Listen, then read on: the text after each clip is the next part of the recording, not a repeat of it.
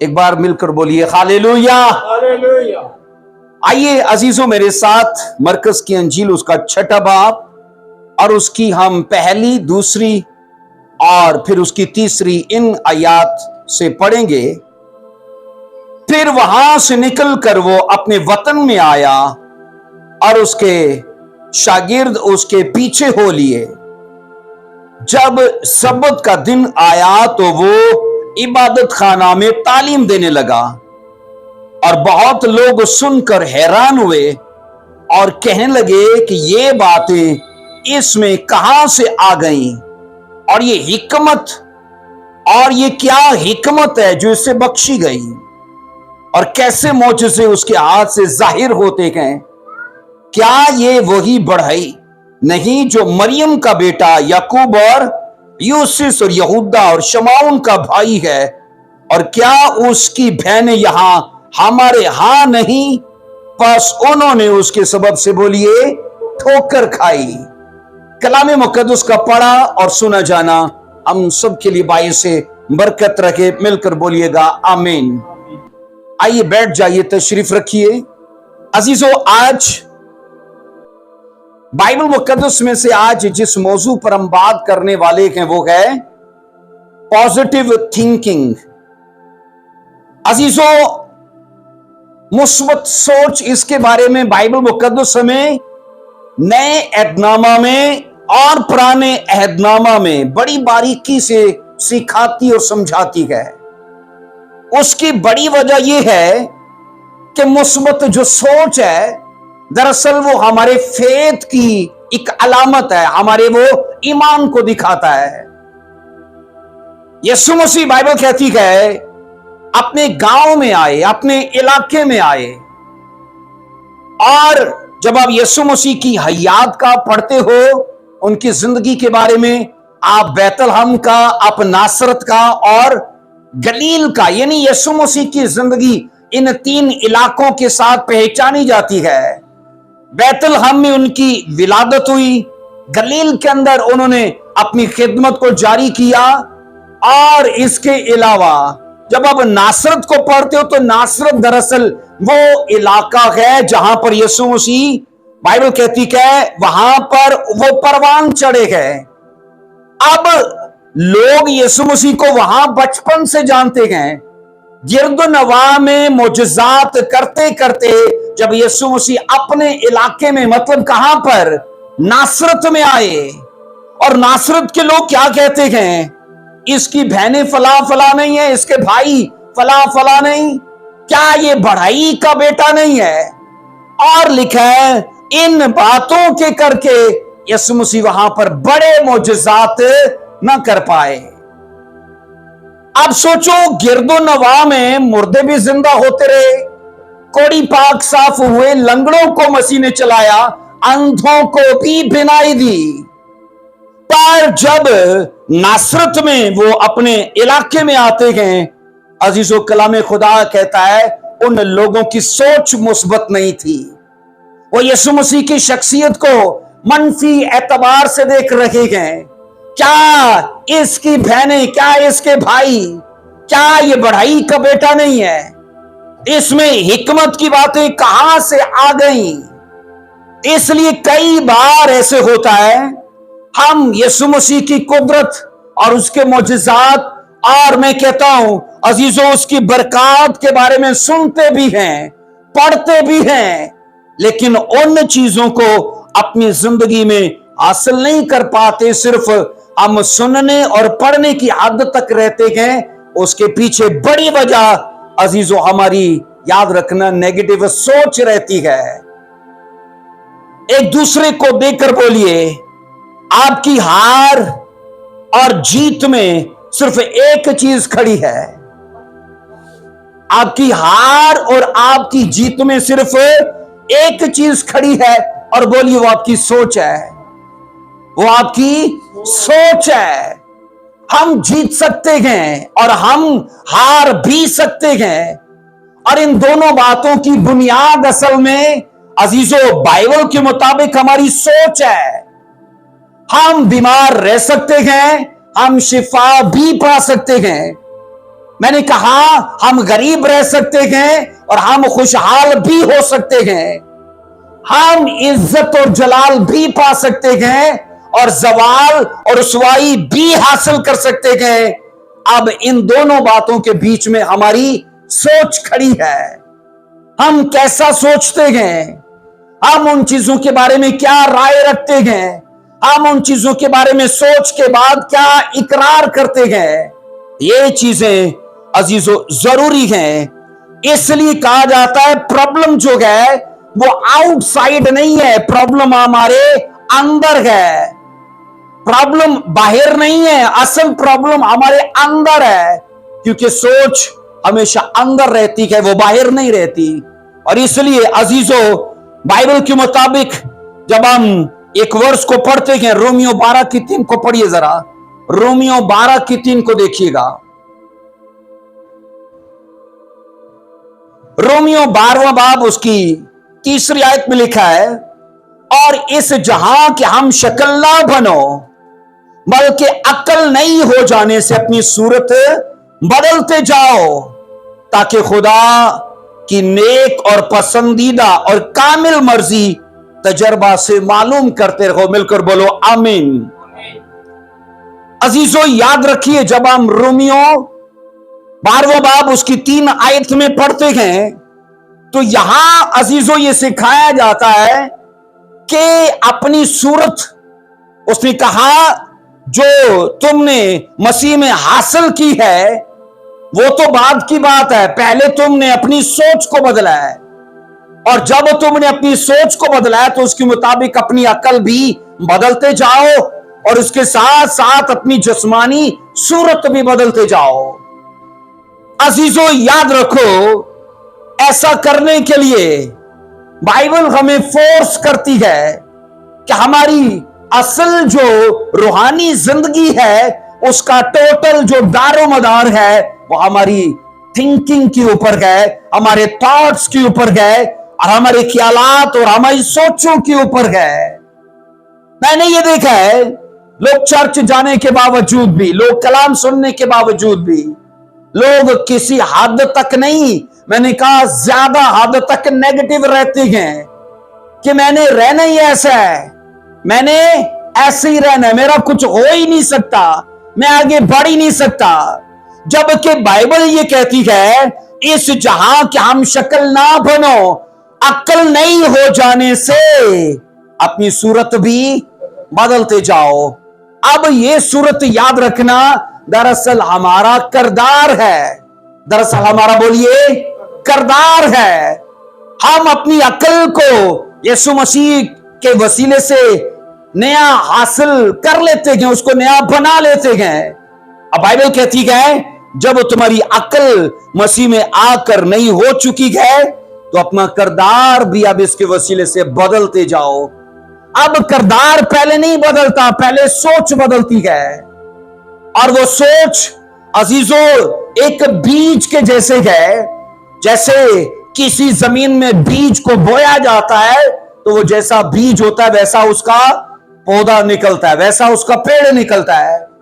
हमारे इस बदन में, चूंकि हमारा बदन खाक है, मट्टी है, तो इसमें जैसी सोच को बोया जाता है, चाहे वो नेगेटिव है चाहे वो पॉजिटिव है, उसे जब बोया जाता है तो वैसा ही वो परवान चढ़ता है, वैसा ही उसका हासिल आता है, वैसा ही उसका रिजल्ट आता है।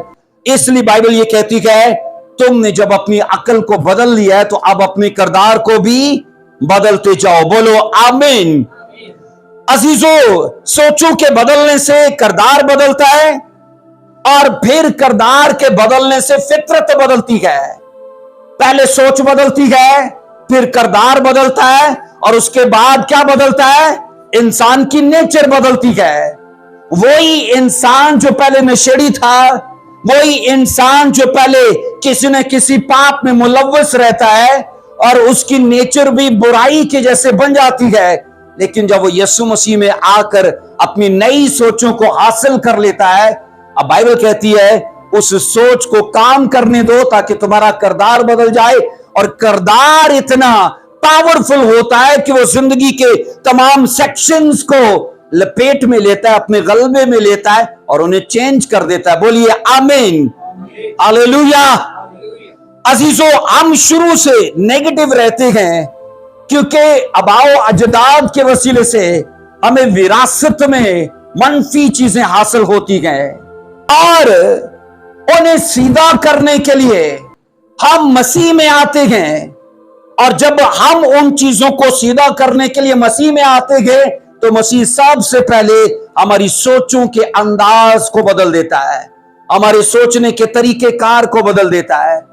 इसीलिए अजीजों, बाइबल के सुरमा जब दुनियावी एतबार से लोगों को लगता था कि ये ब्लेस नहीं होगा, जब दुनियावी एतबार से जिस्मानी लोगों को लगता था ये चंगा नहीं होगा, और रूहानी लोगों ने उस वक्त भी, मैंने कहा अजीजों, मुस्बत सोच अख्तियार की कि खुदा कर सकता है। खुदा बोलिए कर सकता है। और बाद में उन्हीं लोगों ने अपनी जिंदगी के नताइज भी हासिल किए। सब मिलकर ऊंची आवाज में बोलो आमीन। अजीजों, बहुत सारे लोग सोचते हैं कि खुदावन की मेरे लिए मर्जी क्या है। बहुत सारे लोग ऐसा जानना चाहते हैं कि खुदा ने मेरे लिए क्या बुलाहट ठहराई है। ये चीजें बात की हैं और ये चीजें खुदा रिवील भी कर देगा, पर उससे पहले जब वो हमसे कलाम करता है, हमारे साथ अपनी सदाकतों को, अपने वादों को शेयर करता है, वो ये तवक्को करता है कि तुम पहले अपनी सोचों को बदल दो। हम अपनी सोचों को बदलने के लिए तैयार रहते गए, फिर वो हमारे लिए, हमारे परिवार के लिए अपनी मर्जी को जाहिर करता है कि मैं तुझसे और तेरे खानदान से क्या चाहता हूं। बोलो आमीन, हालेलुया। अजीजों, खुदा की मर्जी मालूम करने के लिए रोमियो 12वां बाब पहली आयत को बहन शाजी जरा पढ़िए। 12वां बाब उसकी पहली आयत में क्या लिखा है? तुमसे इल्तमास करता हूं कि अपने बदन ऐसी कुर्बानी दिखाओ, यही तुम्हारी मकबूल इबादत है। आमीन। अब सुनिए, रोमियो 12वां बाब उसकी पहली और उसकी दूसरी, इन आयात में 3 बातों को बड़ी तफसील से बयान किया गया है। खुदा की मर्जी मालूम करने के लिए वो 3 बातें कौन सी हैं? नंबर 1 में कहा जाता है पहली आयत के मुताबिक कि अपने बदन को नजर कर दो, अपने बदन को नजर कर दो कुर्बान होने के लिए। इससे मुराद है उसे वक्फ कर दो, इससे मुराद है उसे खुदा के हवाले कर दो। और नंबर 2 में आता है इस जहां के फिर हम शक्ल ना बनो। नंबर 1 में अपने बदन खुदा के हवाले कर दो, नंबर 2 में इस जहां के हम शक्ल ना बनो, और नंबर 3 में है तब्दील शुदा अकल के वसीले से अपना किरदार भी बदलते जाओ। अजीजों, ये 3 चीजें हैं जो मददगार रहती हैं खुदा की मर्जी को हम पर जाहिर करने के लिए। वो आदमी जो अपने आप को खुदा के हवाले नहीं करता, और वो शख्स जो दुनिया के हम शक्ल बनने से अपने आप को भी अलग नहीं करता, और नंबर 2 में जो तब्दील शुदा अकल को मौका नहीं देता। अजीजों, ऐसे लोग अपनी जिंदगी में, मैंने कहता हूं, खुदा की मर्जी के लिए उलझे रहते हैं और वो कभी भी खुदा की मर्जी को अपने लिए जान ही नहीं पाते। आप अंदाजा कीजिए कि खुदा सोचता है और खुदा चाहता है कि जो मेरी सोच है वो तुम्हारी हो जाए। खुदा चाहता है कि जो मैं चाहता हूं वो चाहना तुम्हारा हो जाए। तुम वैसा सोचना शुरू करो जैसा मैं सोचता हूं, तुम वैसा चाहना शुरू करो जैसा मैं चाहता हूं।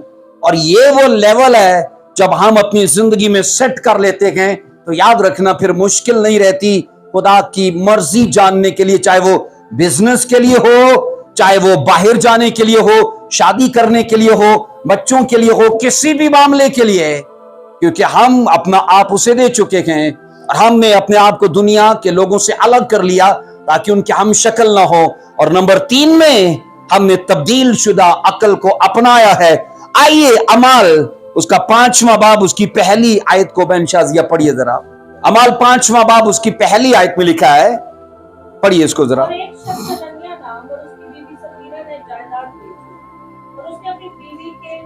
हुई कीमत में से कुछ रख हाँ, और एक हिस्सा लाकर रसूलों के पाँव में रख दिया। मगर पतरस ने कहा, हाय हनन्याह, क्यों शैतान ने तेरे दिल में ये बात डाली कि तू उनसे झूठ बोले और जमीन की कीमत में से कुछ रख। आमीन आमीन। अजीजों, क्या पतरस को इस बात पर एतराज था कि तूने झूठ क्यों बोला, या इस बात पर एतराज था कि शैतान ने तेरे दिल में बात ये क्यों डाली? झूठ का अमल बाद का है, पहला अमल कौन सा है? शैतान ने उसके दिल में बात डाली और इसने उसे जगह दे दी। अजीजों, बाइबल कहती है पतरस हनन्याह और सफीरा के मामले में उनको डांटता है। एक तो तुमने झूठ बोलने में एका किया, यह बाद का अमल है, पर पहला अमल यह है कि तुमने शैतान को मनफी सोच बोने के लिए मौका दिया और इस मौके में भी तुमने एका किया। जो हनन्याह ने बोला वही सफीरा ने बोला, और जो सफीरा ने बोला वही हनन्याह ने बोला। बाइबल अजीजों ये सिखाती है, इस माजरे से यह समझ आती है कि नेगेटिव जो थॉट्स हैं या नेगेटिव थिंकिंग, ये सब चीजें जो हैं शैतानी हैं, और शैतान चाहता है कि हम हमेशा अपने हर केस के लिए नेगेटिव रहें कि खुदा इस बीमारी से मुझे शिफा नहीं दे सकता, खुदा इस गुर्बत से मुझे छुड़ा नहीं सकता, खुदा इस तंगी से मुझे निकाल नहीं सकता। ये अजीजों शैतान का हत्तुल मुका, मैंने कहा इस बात के लिए उसका अटैक रहता है, उसकी कोशिश रहती है कि सदा उसके लोग खुदा की जात पर मनफी सवाल छोड़ते रहें। पर मैं आपको यह कह रहा हूं, यीशु मसीह बड़े बड़े मोजज़ात करते अपने इलाके में आए और वहां मोजज़ात न कर पाए। यहां सुनिएगा अजीजों, बीमारी की ताकत, मैंने कहा अजीजों बीमारी की ताकत और बदरू की कुव्वत यीशु मसीह के सामने एक छोटी और अदना चीज है, लेकिन मनफी सोच जो है वो यीशु के हाथों को बांध सकती है। बोलिए ऐसा है? मनफी सोच यीशु के हाथों को बांध सकती है, और वहां कोई बड़ा नासरत में मेरिकल नहीं हो पाया क्योंकि लोग टोटली नेगेटिव थे। ये तो बढ़ाई का बेटा है, हिकमत की बातें कहां से आ गई हैं, इसके भाई बहन तो फलाने फलाने हैं। लोगों ने यीशु को उस तरह से कबूल नहीं किया और इसलिए बाइबल कहती है वहां मोजज़ात न हो पाए। अजीजों, अब वक्त आ चुका है कि हम विजडम को विजडम की जगह पर रखें। अब वक्त आ चुका है कि हम फेथ को फेथ की जगह इस्तेमाल करें, और अब वक्त आ चुका है कि हम पावर को पावर की जगह इस्तेमाल करें और फिर थॉट्स को थॉट्स की जगह पे रख के उन्हें सीधा करें और उन्हें पॉजिटिव करें। क्योंकि अजीजों, इन बातों के करके याद रखना, या तो हम आगे जा सकते हैं या फिर हम बिल्कुल फेल हो सकते हैं। आइए एक स्टोरी को मैं आपके सामने रखता हूं। पैदाइश की किताब है और इसको देखिए जरा मेरे साथ, बाइबल क्या कहती है। पहला बाब, उसकी दूसरी और उसकी तीसरी, इन वर्सेस को देखिए, पढ़िए इनको जरा। और जमीन वीरान और सुनसान थी और घिराव के ऊपर अंधेरा था, और खुदा की रूह पानी की सतह पर जुम्बिश। खुदा की रूह पानी की सतह पर, बोलिए।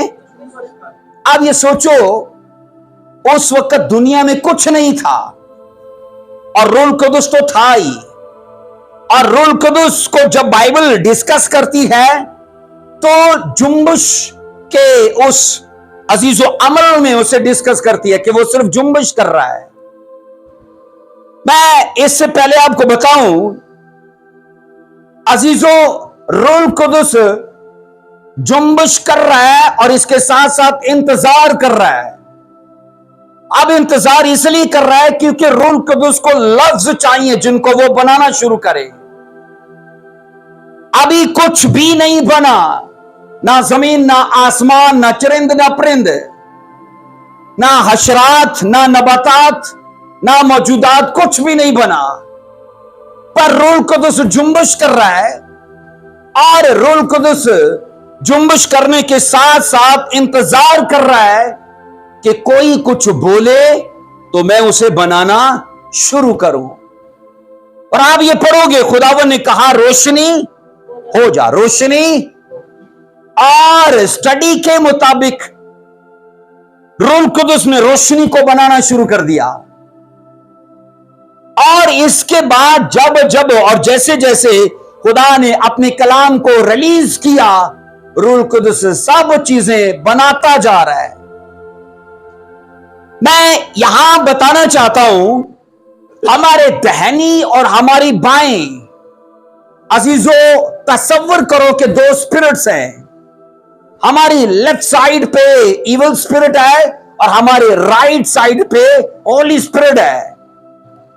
और दोनों इंतजार में हैं कि ये आदमी कुछ बोले और हम बनाना शुरू करें। और अगर आदमी अपनी सिचुएशन को देख के बोलता है वही कुछ जो सिचुएशन दिखा रही है कि तेरी गरीबी बढ़ गई है, चर्च जाने के बावजूद, दुआ करने के बावजूद तेरी बीमारी बढ़ गई है, तेरी परेशानी बढ़ गई है, तेरी प्रॉब्लम बढ़ गई है। और ये आदमी नेगेटिव सोच में उस सिचुएशन को सुनता है और वही बोलता है। अब इविल स्पिरिट को मौका मिल गया है और वो ऑलरेडी पहले नेगेटिव थॉट्स उस आदमी के मन में डाल चुका है। अब उसे बोल भी रहा है तो इविल स्पिरिट क्या करेगी? उसके नेगेटिव ख्यालात को लेकर यूज करेगी ताकि इसका हाल बद से बदतर करे। लेकिन अगर वही आदमी समझदार है और वो चीजें नहीं बोलता जो सिचुएशन दिखाती है, वो चीजें नहीं बोलता जो उसकी रिपोर्ट्स बताती हैं, वो चीजें नहीं बोलता जो डॉक्टर कहते हैं, और ये आदमी वो चीजें बोलता है जो बाइबल कहती है, अब क्या होगा?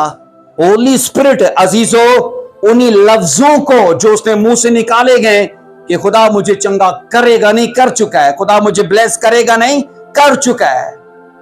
और वो सिचुएशन की ना सुन के अपने आप को पॉजिटिव रखता है और पॉजिटिव चीजों को मुंह से बोलता है। अब रूह कुदस उनके उन लफ्जों को लेकर उसकी स्टोरी को खड़ा करना शुरू कर देगा। बोलो आमीन। रूह कुदस उसकी स्टोरी को किस तरह से खड़ा करेगा? उसके मुस्बत ख्यालात और उसके मुस्बत तौर पर बोले हुए अल्फाज को लेके। इसलिए मैं आपसे गुजारिश करूंगा अजीजों, बाइबल के मुताबिक हम ये पढ़ते हैं, पैदाइश पहले बाप में बना कुछ नहीं था लेकिन जुम्बिश थी, बोलिए, लेकिन बना कुछ नहीं था। और बाइबल ये कहती है इसके बाद जब सब कुछ बनने लगा है तो उसके पीछे बड़ी वजह यह है कि अजीजों वहां कलाम और वहां अल्फाज थे। आज लोगों के पास, याद रखिएगा, नॉलेज बहुत आ चुका है। आज लोगों के पास फेथ भी बहुत आ चुका है, लेकिन अफसोस कि उनके पास उस फेथ से पैदा शुदा वो मुस्बत ख्यालात नहीं है, वो मुस्बत सोचे नहीं है। क्योंकि ये फेथ नहीं है कि मैं चंगा हूं तो मेरा उस पर ईमान है। फेथ ये है कि मैं बीमार भी हूं तो मेरा उस पर फेथ है कि ये बीमारी मुझे मार नहीं सकती और मैं इस सिचुएशन में भी अच्छा ही बोलता हूं। तो मैंने कहा आज लोगों के पास नॉलेज बहुत है पर फेथ से पैदा किए गए अल्फाज नहीं हैं। आइए जरा पढ़िए पैदाइश 15वां बाब उसकी 13वीं आयत को देखिए जरा।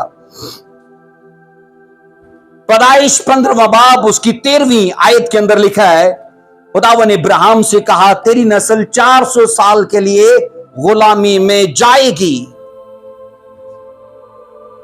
कितने सालों के लिए बोलिए? 400 सालों के लिए।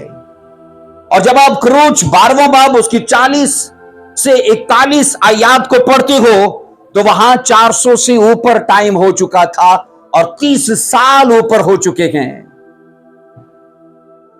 पैदाइश में प्रोफेसी है खुदा की कि 400 साल में इब्राहिम तेरे लोग मिस्र से छूट जाएंगे, पर उनको वहां रहते हुए 430 साल हो चुके थे। अब बाइबल कहती है इस दौरान क्योंकि कोई मर्द खुदा नहीं है कि उनको वहां से निकाल ले जाए, हां, अगर एक है तो उसकी तैयारी चल रही है, और वो कौन है?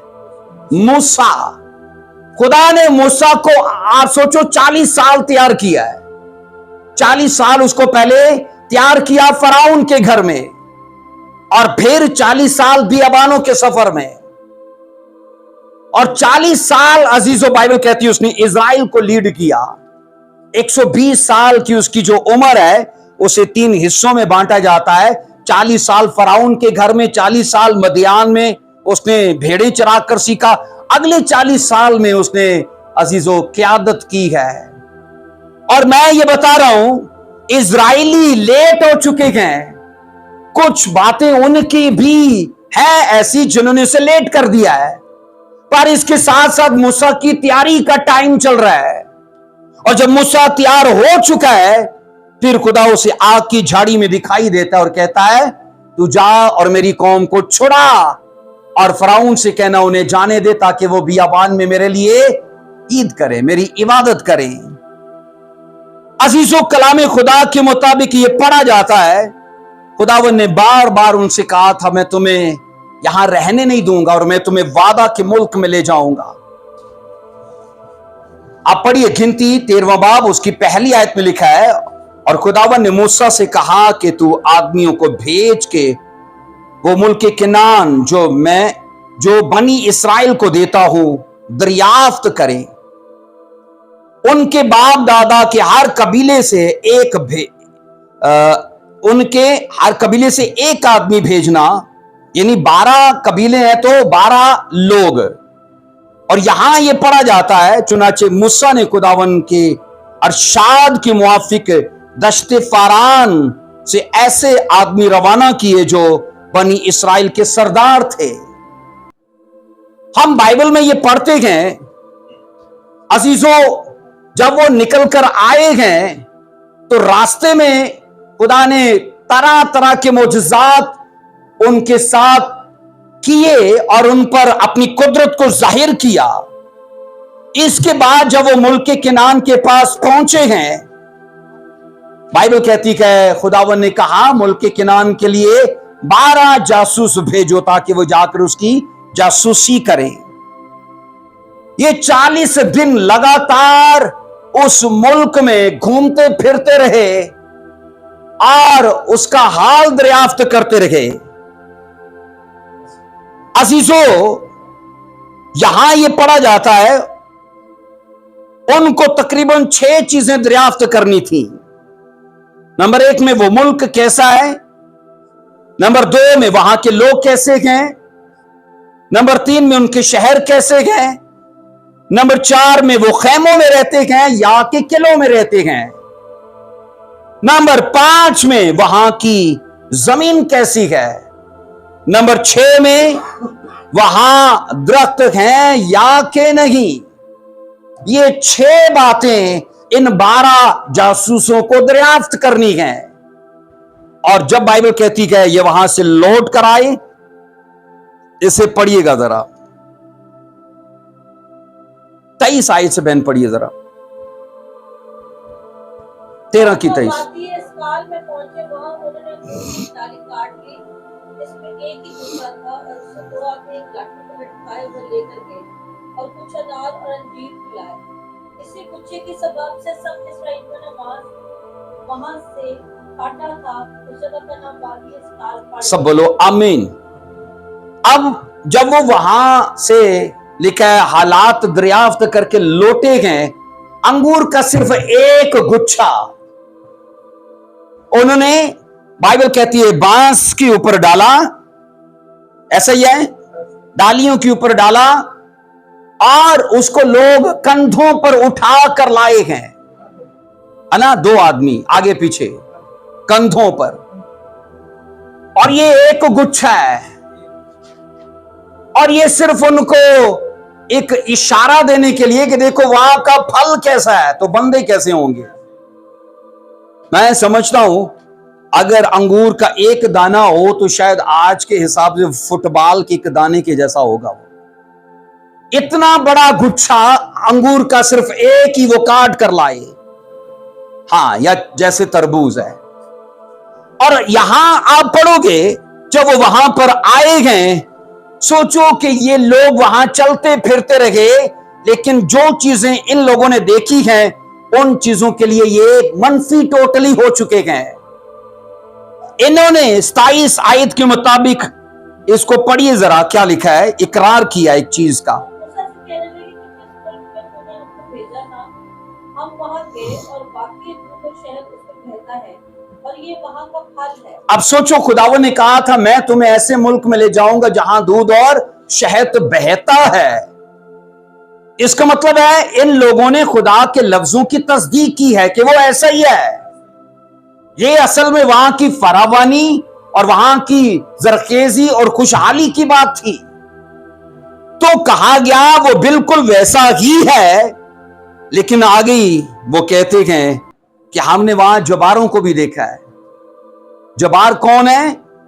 इंग्लिश में लफ्ज जायंट्स आया है, देव, राक्षस। इनके लिए लफ्ज अनाक इस्तेमाल किया जाता है, जबार इस्तेमाल किया जाता है, इफ्राइम इस्तेमाल किया जाता है उर्दू में। इंग्लिश में तीनों को जाइंट कहा जाता है। उर्दू ने इसे इस तरह से लिया है कि बंदा कंफ्यूज हो जाता है, सोचता है जबार और हैं, इफ्राइम और हैं और अनाक और हैं, पर अबरानी और इंग्लिश में ऐसा नहीं है।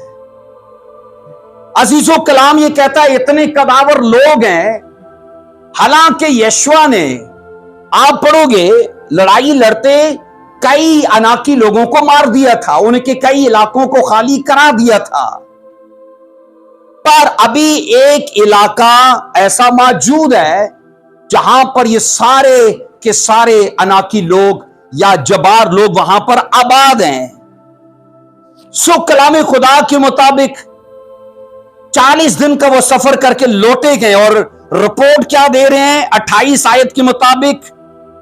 लेकिन 28 आयत में कैसे शुरू हो रहा है जुमला बहन?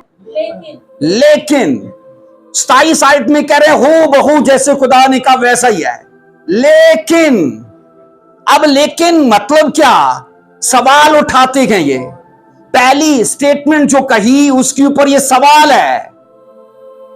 उन्होंने कहा लेकिन, अब लेकिन लगने से सारी पहली जो तारीफ है वो खत्म हो गई, बेकार हो गई। और क्या कहते हैं वो? जो लोग वहां बसे हुए हैं वो जोरावर, वो हमसे जोरावर हैं। वो लोग जो पहले वहां पर बसे हुए हैं वो जोरावर लोग हैं। उन्होंने कहा हम उनके सामने टिड्डों के जैसे हैं, हम उनसे लड़ नहीं सकते। अब ये किन की रिपोर्ट है? 10 आदमियों की। कितने लोग हैं? 10 आदमी हैं। 14वें चैप्टर में आइए जरा, पहली आयत में क्या लिखा है। तब सारी जमात जोर जोर से रोने लगी, चीखने लगी, और वो लोग उसी रात रोते ही रहे।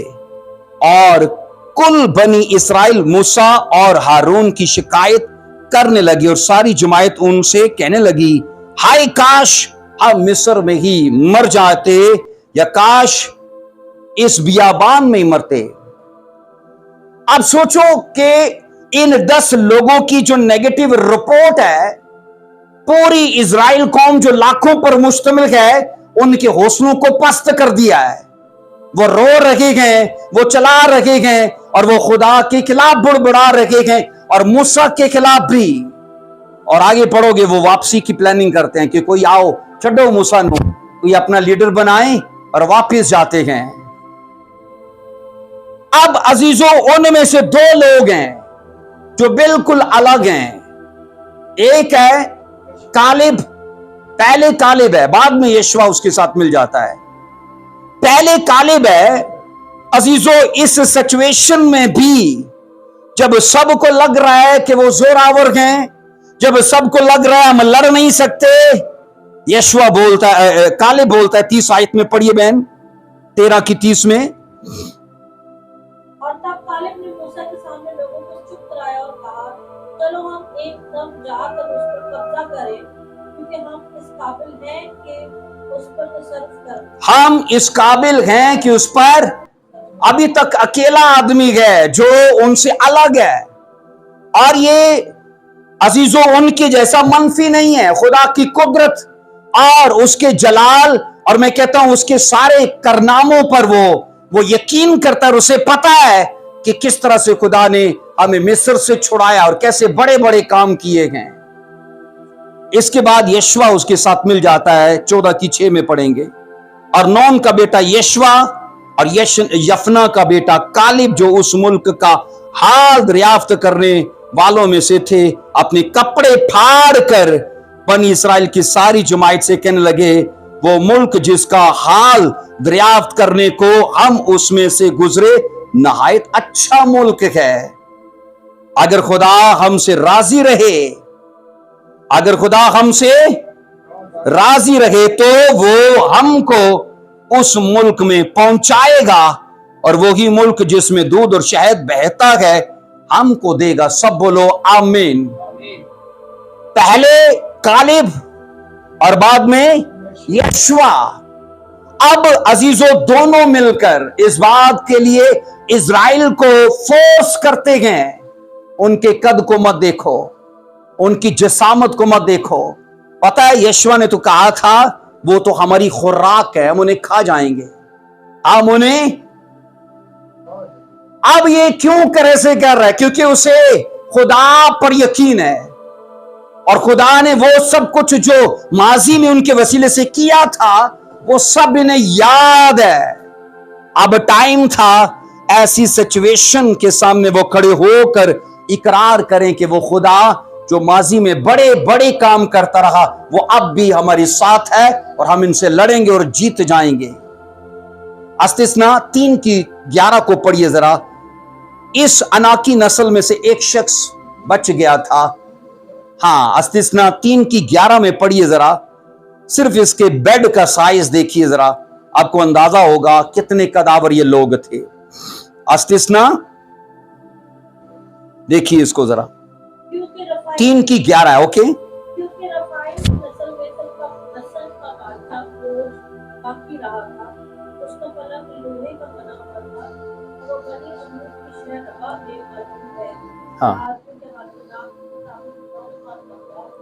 था, आमीन। कितना? 9 हाथ। अब पुराने वक्तों में यहां इस उंगली से कोनी तक नापा जाता था, हमारे वक्तों में इंची टेप आ चुका है, तब वो इस तरह हाथ से नापते थे। अब एक आदमी का कद कितना है? 9 हाथ। अब मौजूदा साइज के मुताबिक 1 फुट और 8 इंच का एक हाथ होता है। मौजूदा साइज के मुताबिक 1 फुट और 8 इंच के मुताबिक एक हाथ है, और तकरीबन अगर उसकी लंबाई को देखा जाए 16 फुट लंबाई और 7 फुट चौड़ाई है।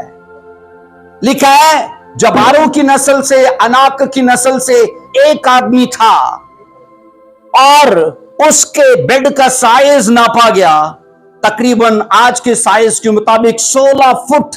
तो ये सोचो, ये तकरीबन 11 फुट है, इसकी हाइट 11 फुट है, तो 16 फुट कहां जाएगी? तभी तो वो लोग कह रहे थे हम उनकी निगाह में टिड्डे हैं, क्योंकि वो तो 16-16 फुट के राक्षस लोग हैं और वो जोरावर हैं हमसे।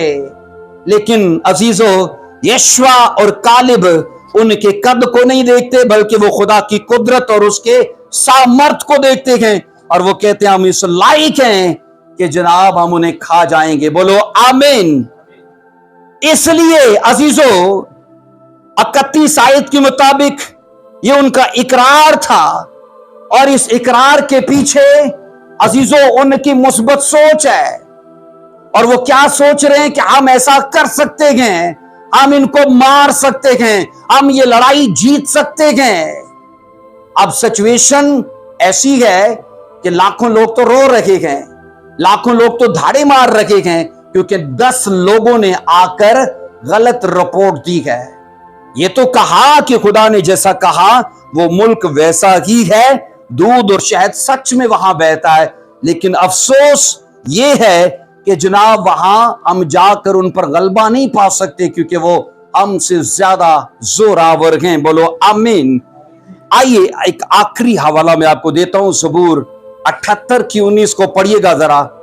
इसके मुताबिक यशवा बात कर रहा था, और कालिब इसी हवाले को लेकर बात कर रहा था ये दो हवाला जात हैं। अगर आप ज़बूर 78 की 12 से 16 पढ़ो तो फिर ज़बूर 78 की 19 पढ़ो, तो यहां आपको समझ आएगी कि वो किन चीजों को ग्रिप किए हुए थे, पकड़े हुए थे, और उन्हीं चीजों को लेके वो इज़राइल को कह रहे थे खुदा ऐसा कर सकता है तो ये भी वो हमारे हवाले कर देगा। इसे पढ़िए जरा, 78 की 12 बहन पढ़िए जरा। और उसने उनके मिस्र में दाऊद के इलाका में उनके बाप दादा के सामने अजीबोगरीब काम किए। उसे समुद्र के 2 हिस्से करके उनको पार उतारा, हाँ, और पानी को तोड़ने की तरह खड़ा कर दिए। हाँ, उसने दिन को बादल से उनकी और रात बहरी की, जी, और रात भर आग की रोशनी से। रात भर आग की रोशनी से उसने बियाबान के चट्टानों को चीरा और उनको बोया,